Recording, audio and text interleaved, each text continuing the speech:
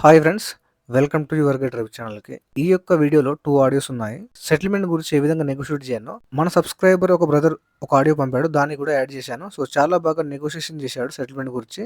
So video చివరి వరకు చూడండి, చాలా ఇన్ఫర్మేటివ్గా ఉంటుంది. ప్రతి ఒక్కరూ ఎవరికైతే వీడియో నచ్చుతుందో వాళ్ళు లైక్ అండ్ కమెంట్ చేయడానికి ట్రై చేయండి. దానివల్ల మీలాంటి వారికి ఎంతో మందికి ఈ యొక్క వీడియో రీచ్ అయ్యే ఛాన్స్ ఉంటుంది. అండ్ ఇంకో పాయింట్ ఏంటంటే, సెటిల్మెంట్ అనేది మీకు లాస్ట్ ఆప్షన్ కావాలండి, ఫస్ట్ ఆప్షన్ కాదు. మ్యాక్సిమం లెండర్ మనీ తిరిగి పే చేయడానికి ట్రై చేయండి, బట్ రాంగ్ స్టెప్ తీసుకోకండి. हेलो सर చెప్పండి सर मैं कोटक महिंद्रा से कॉल करूँ सर. చెప్పండి మేడం. మీది క్రెడిట్ కార్డ్ పెండింగ్ ఉంది కదా సార్ పేమెంట్. క్రెడిట్ కార్డా? Credit card sir Kotak Mahindra. Card number చెప్పండి మేడం ఒకసారి, లాస్ట్ 4 ఎంత ఉందండి outstanding? Sir 1,99,000 outstanding ఉంది సార్, ఇంక్లూడింగ్ ఛార్జెస్తో కలిపి 2,59,000 ఉంది సార్. Okay okay. మీరు ఇన్హౌసా మేడం, ఏజెన్సీనా? ఏంటి సార్? ఇన్హౌస్ నుంచి మాట్లాడుతున్నారా, ఏజెన్సీ నుంచా? లేదు సార్, బ్యాంక్ నుండే సార్. బ్రాంచ్ ఏదండి? సోమాజిగూడ సార్. సోమాజిగూడేనా? నేను లాస్ట్ టైం మాట్లాడినట్టున్నాను ఆల్రెడీ, నేను సోమాజిగూడ బ్రాంచ్ నుంచి. ఓకే మాట్లాడారు, బట్ ఏంటంటే ఎవ్రీ మంత్ అనేది మేనేజర్స్ కి అకౌంట్స్ అనేది షఫ్లింగ్ అవుతూ ఉంటాయి. అదే అదే అర్థమైంది మేడం. నేను అదే ఇన్ఫార్మ్ చేశాను, నాకు కన్సర్న్ చెప్పాను మేడం లాస్ట్ మంత్ నేను. ఏం చెప్పారు సార్? ఏముంది మేడం, లాస్ట్ ఎక్స్ బకెట్ నుంచి మొన్నటి వరకు ఎంత అబ్యూసింగ్ చేశారు, ఎంత తిట్టారు, రెఫరెన్స్ కాల్ చేశారు, ఫ్యామిలీని అందరూ తిట్టారు. మీరు చెప్పకూడదు కానీ అంత గలీజ్గా తిట్టారు మేడం. నేను బ్యాంక్ కూడా మెయిల్ వేసాను ఎక్స్ప్లెనేషన్, ఓకే చేసినా కూడా నాకు సరిగా ఇవ్వట్లేదు. కలెక్షన్ మేనేజర్ నేను నెంబర్లు తీసుకొని కూడా ఫోన్ చేశాను, ఫలానా agency, screen recording, call timing, రాత్రి 9:30, 10 కూడా ఫోన్లు చేశారు. అవన్నీ కూడా మేడం మెసేజెస్, వాట్సాప్, మా మిస్సెస్కి మెసేజ్ చేసింది, మా రెఫరెన్స్ కాల్ చేసింది, మా చుట్టుపక్కల గొడవలు చేసి డిస్క్లోజ్ చేసింది, అన్నీ చెప్పాను మేడం. బిలో 10% అయితే నేను అరేంజ్ చేసుకొని సెటిల్మెంట్ చేసుకుంటాను నా కన్సర్న్ చెప్పాను మేడం. లేదు ఇన్ కేస్ అవ్వదా, బిలో 10% అవ్వదంటే నా లిస్ట్ మొత్తం ఆల్రెడీ బ్యాంక్ సబ్మిట్ చేశారు. నాకు ఎవరెవరు ఇట్లా మొత్తం నాతో రాంగ్ ప్రాక్టీస్ చేశారో వాళ్ళ మీద ఏం యాక్షన్ తీసుకుంటారో తీసుకోండి, నేను అప్పుడు ఫర్క్లోజ్ చేస్తాను టోటల్ అమౌంట్ అని చెప్పాను మేడం. ఓకే, బిలో 10% అంటే కష్టం కదా సార్, మీరు అడిగిన అమౌంట్ అంటే. యా మేడం, అంటే నాకు జరిగిన దానికి నేను అది కూడా ఎక్కువ అనుకుంటున్నా మేడం. అయినా సార్ కాదని నేను అనట్లేదు, బట్ వాళ్ళెవరో రాంగ్ మిస్టేక్ చేశారని చెప్పి అంటే మీకు మళ్ళీ కూడా సిబిల్ కూడా మీకు ఎఫెక్ట్ అవుతుంది కదా. మీకు ఇచ్చిన దాని ప్రకారం ఓకే అయినా కాదని నేను అనట్లేదు, వాళ్ళు చేసింది మిస్టేక్ కాదని నేను అనట్లేదు, బట్ మీకు ఎఫెక్ట్ అవుతుంది కదా సార్. ఫస్ట్ ఆఫ్ ఆల్ మీరు కూడా చూసుకోవాలి కదా, సిబిల్ ఎఫెక్ట్ అనేది ఫ్యూచర్ అనేది ఇక్కడతో ఎండ్ కాదు కదా సార్. తర్వాత ఒకవేళ మీరు ఎప్పుడైనా ఫ్యూచర్ లో హోమ్ లోన్స్, కార్ లోన్స్ ఏదైనా వెళ్ళాలి అని అంటే అప్పుడు సిబిల్ లేకుండా ఉంటే మీకు లోన్స్ రావు కదా సార్. ఓకే మేడం, మీరు చెప్పిన దానికి నేను టూ పార్ట్స్ డివైడ్ చేస్తాను మేడం. సిబిల్ ఒకటి, వాళ్ళు ఎవరు చేశారన్నారు కదా, వాళ్ళు ఎవరు చేశారన్నది మేడం. ఇప్పుడు మీకు ఎలా అడిగాను మేడం, కార్డ్ నెంబర్ నాది కోటక్ మహీంద్రా బ్యాంక్ చెప్పారు. మీరు ఎవరిని రిప్రజెంట్ చేస్తారు మేడం? బ్యాంక్నే కదా మేడం. అవును సార్. నేను మాట్లాడేది కోటక్ మహీంద్రా బ్యాంక్ తో మాట్లాడుతాను, ఏజెన్సీతో కాదు. వాళ్ళు ఏజెన్సీకి ఇచ్చుకొని వాళ్ళు బ్యాంక్ రిప్రజెంట్ చేస్తున్నారు, అది తప్పే కదా మేడం. మరి బ్యాంక్ రిప్రజెంట్ చేసి మాట్లాడినప్పుడు అది సిబిల్ అంటారా మేడం? నాకు టోటల్ డెప్ట్ 35 to 40 lakhs బిలో ఉంది మేడం. పెద్ద బిజినెస్ లాస్ అయింది, కొద్దిగా హెల్త్ ఇష్యూస్ కూడా పడ్డాయి. నేను జాబ్ చేసి కట్టే పరిస్థితి లేదు మేడం. బయటకు జాబ్కి వెళ్తే 15,000, 20,000 ఫ్యామిలీకి కూడా సరిపోవట్లేదు, మెడికల్ కూడా సరిపోవట్లేదు సరే. ఇప్పుడు ఆప్షన్ సెటిల్మెంట్, నేనా సిబిలా? నేనన్నా బతకాలి, సిబిల్ అని బతకాలి. సెటిల్మెంట్ ఎంత అమౌంట్ చెప్తే మీరు దాన్ని బట్టి నేను బిలో 10% మేడం, నేను ఫిక్స్ అయి ఉన్నాను మేడం. బిలో 10% మేడం, ప్రిన్సిపల్ మీద. అది కూడా అవును, సెటిల్మెంట్ అంటే ప్రిన్సిపల్ మీద ఇస్తారు సార్, నో ఇష్యూ. లేదు madam, last time Yes Bank తో మాట్లాడాను కదా, నాకు వాళ్ళు అవుట్ స్టాండింగ్ మీద అన్నారు, ప్రిన్సిపల్ మీద డిస్కషన్ అయిపోయింది మేడం. ప్రిన్సిపల్ అవుట్ స్టాండింగ్ మీదే మీకు 10% అనేది ఉంటుంది. మామూలుగా 10% కాదు, అవుట్ స్టాండింగ్ మీద కాదు, ప్రిన్సిపల్ అవుట్ స్టాండింగ్ మీద మీకు సెటిల్మెంట్ అనేది ఉంటుంది. కొన్ని బ్యాంక్స్ అవుట్ స్టాండింగ్ మీద మాట్లాడుతున్నాను, దాని విధంగా అంటున్నా మీకు అంతే. ఓకే సరే సార్, నేను ఒకసారి మీ సెటిల్మెంట్ అమౌంట్ కనుక్కొని ఒకసారి నేను కాల్ చేయమంటారా? ఇంత మీరు అంటున్నారు కదా బిల్ 10% అని బిలో అని. బిలో 10% మేడం, ఎంతవరకు అవుతుందో అంతవరకు. మీకు ఇన్ కేస్ మీకు ఏమన్నా మీకు ప్రాబ్లం ఉందని చెప్పండి, మీకు అన్ని నా దగ్గర 150 to 200 కాల్స్ ఉన్నాయి, కాల్ రికార్డింగ్ పెడతాను, ప్రతి ఒక్క ఏజెన్సీ లిస్ట్ మొత్తం ఇచ్చేస్తాను మేడం. మీరు వెరిఫై చేసుకొని మీరు ఓకే ఈ ప్రాబ్లం ఇతనికి ఇష్యూ ఇట్లా జరిగింది అనుకుంటేనే మీరు ఇవ్వండి, నేను మీకు ఫోర్సఫుల్ చేయను. లేదనుకుంటే ఇంకా మీరు ఆలోచించండి మేడం. ఇంకా సరే సార్, నేను మాట్లాడి నేను ఇది ఒకటి మీకు ఒక 5 minutes మీకు షూర్ అండి. మీ పేరండి? చాలా రోజుల తర్వాత కోటక్ మహీంద్రా బ్యాంక్ నుంచి ఇంత పొలైట్ గా కస్టమర్ రెస్పెక్ట్ ఇచ్చి మాట్లాడింది మీరే మేడం.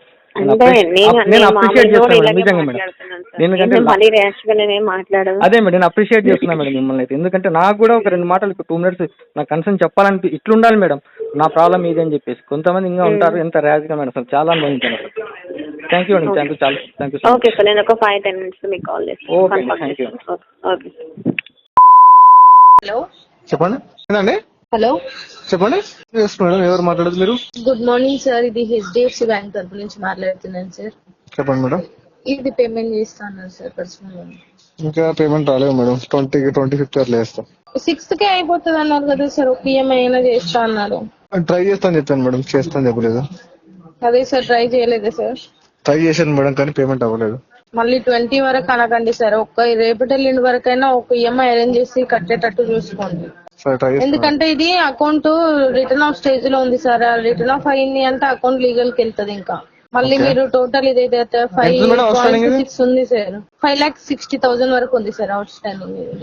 మరి ఇప్పుడు అంత అమౌంట్ అయితే కట్టలేదు మేడం ప్రెసెంట్ టోటల్. మరి అది కట్టుకోవాల్సి వస్తుందని నేను అంటున్నా sir. At least EMI arrange settlement offer ఏమైనా ఇస్తే చెప్పండి, దాన్ని బట్టి ప్లాన్ చేద్దాం. అట్లయితే ఆల్టర్నేటివ్ సెటిల్మెంట్ వస్తుంది కదా సార్, మరి సెటిల్మెంట్ చేసుకోండి.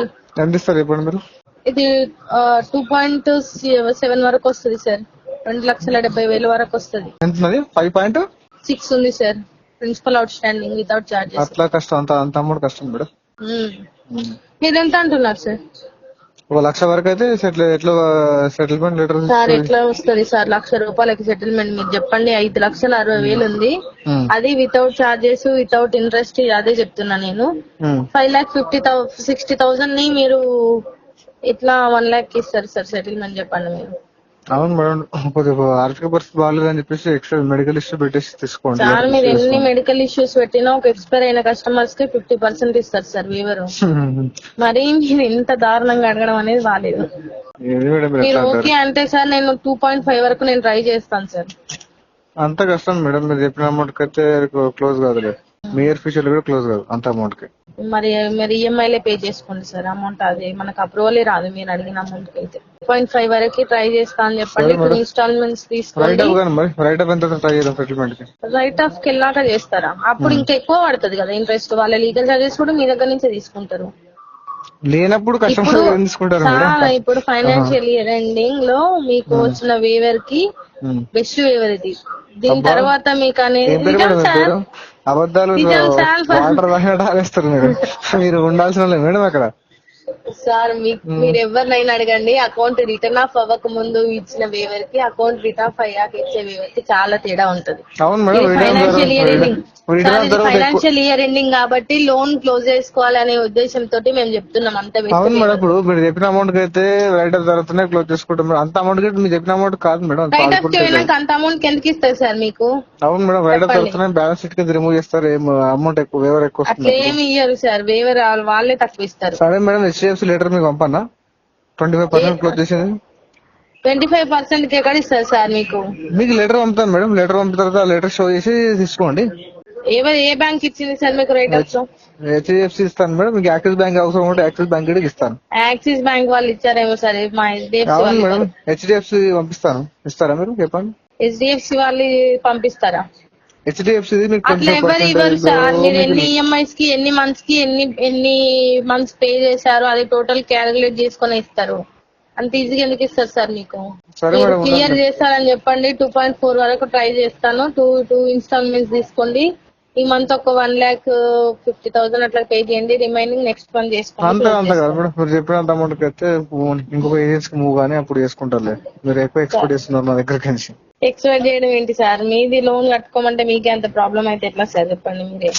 కట్టే మేడం, తీసుకుంటే ప్రాబ్లం లేకుండే, బట్ కట్టేప్పుడు ప్రాబ్లం చెప్పలేదు మేడం. కట్టేప్పుడు ఆర్థిక పరిస్థితులు బాగాలేక ఇట్లా సెటిల్మెంట్ సివిల్ డ్యామేజ్ చేసుకుని ఎవరు చేసుకుంటారు చెప్పండి మేడం? చేసుకోరు కదా. సివిల్ డ్యామేజ్ చేసుకుంటున్నట్టు 2-3 lakhs కోసం ఎవరు డ్యామేజ్ చేసుకోడు కదా. జస్ట్ థింక్ చేయండి. మరి ఈఎంఐస్ పే చేసుకోండి సార్. పెండింగ్ ఈఎంఐస్ 1,10,000 చేంజ్ ఉంది కదా. అదే మేడం, టైం పడుతుంది కదా. మీకు సిబిల్ పోవడం ఏముంటది సార్? మళ్ళీ మీరు లోన్ కి వెళ్ళాలి. నాకు మల్టిపుల్ డెప్స్ ఉన్నాయి మేడం, సిబిల్ ఎలాగో పోతుంది అది. కాదు సార్, నేను మళ్ళీ లోన్ కి వెళ్ళాలి అన్నప్పుడు ఈ లోన్ నెంబర్ చెప్పి మీరు మీ నియరెస్ట్ బ్యాంక్ వెళ్ళి ఆ అమౌంట్ రిటర్న్ చేసి మళ్ళీ లోన్ కి వెళ్ళొచ్చు కదా. మీకు ఏం ప్రాబ్లం ఉండదు కదా దానివల్ల. అట్లే ఉండదు మేడం, ఒకసారి సివిల్ డ్యామేజ్ అయిపోతే అది మళ్ళీ టైం పడుతుంది. అట్లేం ఉండదు సార్. మళ్ళీ మీరు ఈ లోన్ నెంబర్ చెప్పి ఇది ఒకటే కాదు మేడం, ఇది ఒకటే కాదు, నాకు మల్టిపుల్ డెప్స్ ఉన్నాయి మేడం. అది ప్రాబ్లం యాక్చువల్ గా. సో మీరు లీస్ట్ ఎంత వరకు మీకు పాసిబిలిటీ ఉందో చెప్పండి. 5 months అయిపోయింది ఆల్రెడీ. ఫైనాన్షియల్ ఇయర్ ఎండింగ్ మీ ఏజెన్సీ తోటి మీతోటి ఎంత పాసిబిలిటీ అయితే చెప్పి నేను దాన్ని బట్టి నేను చెప్తా. నాకు సార్ మళ్ళీ నేను బార్గెన్ ఏజెన్సీ నుంచి కాల్ చేయట్లేదు సార్, బ్యాంక్ నుంచి కాల్ చేస్తున్నాను. అవునా? షాపూర్జీ టవర్స్ ఐడియా ఉందా మీకు? టవర్స్ ఐడియా ఉందని మీరు ఐడియా లేదు మేడం నాకు. ఏమంటున్నారు సార్ మీరు? సెక్రటేరియట్ ఐడియా ఉందా సార్ మీకు? హైదరాబాద్ లో ఉన్నోనికి ఐడియా ఉండదా మేడం? సెక్రటేరియట్ ఆపోజిట్ లో షాపూర్జీ టవర్స్ నెక్స్ట్ షోరూమ్ ఉంటది, అందులో 4th ఫ్లోర్ నుంచి కాల్ చేస్తున్నాను. 4th ఫ్లోర్ సీదా? అవును అలా గ్రౌండ్ ఫ్లోర్ కూడా కాదు మేడం, 4th ఫ్లోరా? అవును సార్, మా బ్యాంక్ ఉన్నది 4th ఫ్లోర్ లోనే. HDFC collection team. Okay, collection. ఎన్ని ఎక్స్పీరియన్స్ మేడం మీకు కలెక్షన్ లో? 5 years ఉంది sir. 5 years. You have rich experience in collection. అవును సార్. చెప్పండి మేడం, దీంట్లో అయితే మీరు అంత ఎక్స్పెక్ట్ చాలా చేయకండి. నేను వైడ్ తర్వాత క్లోజ్ చేసుకుంటాను. సో ఉన్నది మీకు క్లోజ్ గా ట్రాన్స్పరెంట్ గా చెప్పేస్తున్నాను. నాకు లీస్ట్ పాసిబుల్ ఎంత మీరు మీ వల్ల అవుతుందో దాన్ని చెప్పండి, దాన్ని బట్టి నేను సెటిల్మెంట్ 50% రఫ్ వస్తుంది మేడం. 2.4 ఉంటుంది. 50% ఎక్కడ సార్? 43% వస్తుంది కదా. ఇప్పుడు 5 lakhs ఎంత? 60,000 మేడం అది? అవును. మరి 5,60,000 అయితే మీరు 2.4 రఫ్ ఎంత వస్తుంది మేడం? అంతలో ఏం రాదు సార్, 2.4 అన్నాను నేను. అదే మేడం 45 అట్లా వస్తుంది, చేంజ్ వస్తుంది.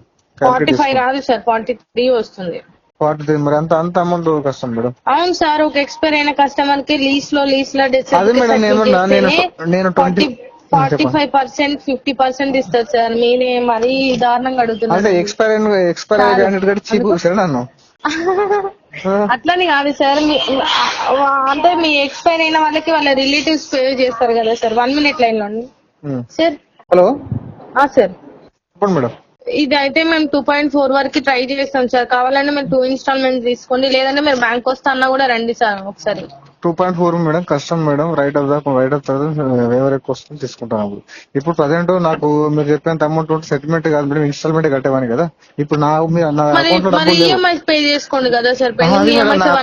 నా అకౌంట్ లో డబ్బులు లేవు మేడం. నేను యాక్చువల్ గా సెటిల్మెంట్ వస్తే లీస్ట్ లో వస్తే ఎవరికైనా పోయి వాడి షో చేసి వాడిని రిక్వెస్ట్ చేసుకొని తీసుకోవాల్సి వస్తుంది, లెటర్ ఉంటే అది అప్రూవ్ తర్వాత. అంతేగాని నా అకౌంట్ లో పెట్టుకుని బార్గెనింగ్ చేయడం లేదు బ్యాంక్ తోటి. ఇష్యూ అది సార్. నా అకౌంట్ లో పెట్టుకుని ఎవరు చేస్తారు సార్ బార్గెనింగ్? అకౌంట్ లో ఉంటే మీరు డౌట్ వస్తుంది కదా. జనరల్ గా మీకు డౌట్ వస్తుంది మేడం, అందుకే చెప్తున్నాను. ఏం పేరు మేడం మీ పేరు? What is your good name? Abhinaya sir. అభినయమైన నేమ్ పెట్టుకున్నారు మేడం. కొద్దిగా నాకు అభినయంగా కొద్దిగా చేసి పెడితే సెటిల్మెంట్ లిస్ట్ లో. సార్ లీస్ట్ వేవరే మీకు చెప్పాను నేను. లీస్ట్ వేవర్ ఎంత వరకు వస్తుందో అంత వరకు చెప్పాను నేను. మనకి అప్రూవల్ అనేది రావాలి కదా సార్. మీరు చెప్పినది కరెక్టే, మీరు చెప్పింది మీరు అడుగుతున్నది ఓకే, మేము అర్థం చేసుకుంటాం. కాకపోతే మనకి అప్రూవల్ అనేది రావాలి కదా. అప్రూవల్ మీకు రిఫరెన్స్ కోసం నేను ఇస్తాను కదా, సెటిల్మెంట్ లెటర్ మీకు పంపుతాను కదా. HDFC రిలీజ్ చేసి మీకు పంపుతాను. అది ఏది పెట్టినా కూడా రాదు కదా సార్. అట్లేం మీ లోన్ సార్, మీ లోన్ ఎంత తీసుకున్నారు, ఎంత పే చేశారు, దాన్ని బట్టి ఇస్తారు కదా సార్. వాళ్ళెవరో లోన్ ఇచ్చారని ఇది ఇవ్వాలి అంటే అవ్వదు కదా. సరే మేడం, కొంచెం వెయిట్ చేయండి అట్లయితే. మరి ఇది పేమెంట్ ఏమంటున్నారు సార్? 20కి చేస్తా అన్నారా? అది చూద్దాం చూద్దామని మాట్లాడకండి సార్. పెండింగ్ ఉన్నవి 5 EMIలకు 5 EMIలు పెండింగ్ ఉన్నాయి, మళ్ళీ చూద్దామని మాట్లాడుతున్నారు మీరు. చూద్దాం అంటే మీరు సెటిల్మెంట్ ఏమో ఇవ్వట్లేదు, నన్ను అక్కడ కొనియట్లేదు ఇక్కడ కొనట్లేదు, గొడవ మీద నించోబెట్టారు మీరు. సార్ మీకు సెటిల్మెంట్ నేను ఇంత మంచి వేవర్ ఇచ్చాను సార్. మీకు ఇంతకన్నా ఇంకా వేవర్ అయితే ఎవరు? మీరు డైరెక్ట్ బ్యాంక్ వచ్చి మా మేనేజర్ తో మాట్లాడతానన్నా మాట్లాడండి. మేనేజర్ తో అవసరం లేదు మేడం, నాకు సిచ్యువేషన్ బాగాలేక సెటిల్మెంట్ చేసుకుంటున్నా సివిల్ డ్యామేజ్ చేసుకొని. సో దానికి మరి అంత అమౌంట్ పెట్టేంత పొజిషన్ పొటెన్షియల్ రైట్ నా ఉంటే నేను ఎందుకు సెటిల్మెంట్ కి వెళ్ళేవని చెప్పండి. బయట ఎక్కడ తెచ్చి కట్టేవాని కదా.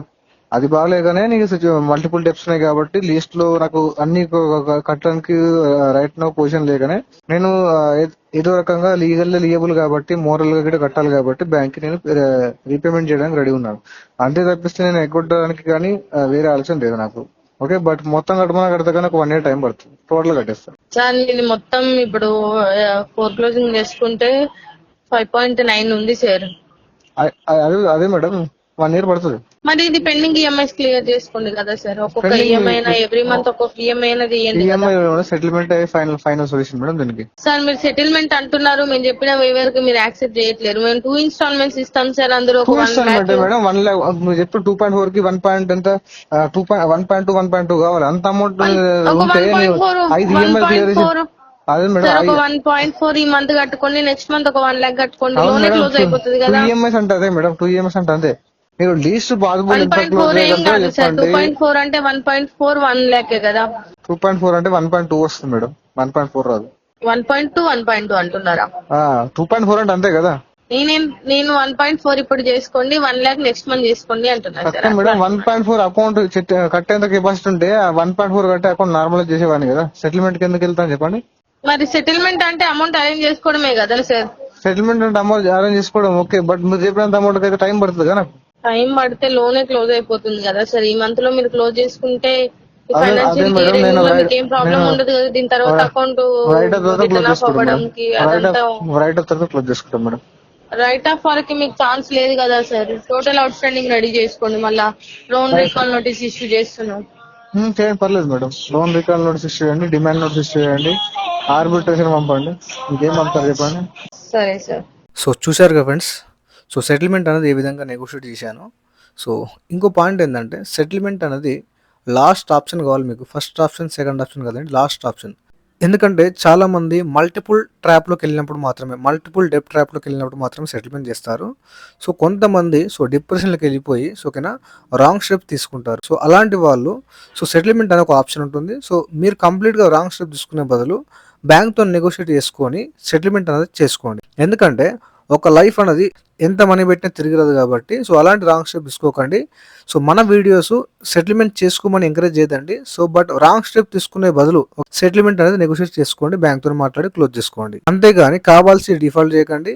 సో లెండర్ మనీ తిరిగి పే చేయడానికి ట్రై చేయండి. బట్ కాని సిచ్యువేషన్ లోపల అల్టిమేట్గా ఓకేనా లాస్ట్ స్టేజ్ అనుకున్నప్పుడు మాత్రం సెటిల్మెంట్కి వెళ్ళండి, బ్యాంక్ తోటి నెగోషియేట్ చేసుకొని సెటిల్మెంట్ గురించి మాట్లాడండి. మన ఛానల్లో కూడా చాలా మంచి మంచి వీడియోస్ పెడుతున్నాను. సో మీరు ఖచ్చితంగా వీడియో నచ్చితే లైక్ చేయడానికి ట్రై చేయండి. సో ఎందుకంటే మీలాంటి వాళ్ళకి చాలా మందికి ఈ యొక్క వీడియోస్ అవసరం ఉంటుంది. సో వాళ్ళ వరకు వెళ్ళే ఛాన్స్ ఉంటుంది కాబట్టి మీరు చేసే లైక్ అండ్ కామెంట్ ఈ యొక్క గుడ్ కాజ్ లోపల ఖచ్చితంగా కాంట్రిబ్యూట్ చేస్తుంది. మీ యొక్క వాయిస్ని ఇల్లీగల్ రికవరీకి అగెనిస్ట్గా రైజ్ చేయాలనుకుంటే మీరు చేసే పని ఏంటంటే లైక్ అండ్ కామెంట్ ఓకేనా. వర్చువల్గా మీ యొక్క వాయిస్ని రైజ్ చేయండి. దానివల్ల వీడియోస్ చాలా మంది వరకు వెళ్ళి వాళ్ళకు ఎంతోగానో ఉపయోగపడుతుంది. సో వీడియో నచ్చితే లైక్ చేయండి ఫ్రెండ్స్. మరిన్ని ఇలాంటి వీడియోస్ కోసం మా యొక్క ఛానల్ సబ్స్క్రైబ్ చేసుకోండి. Thank you.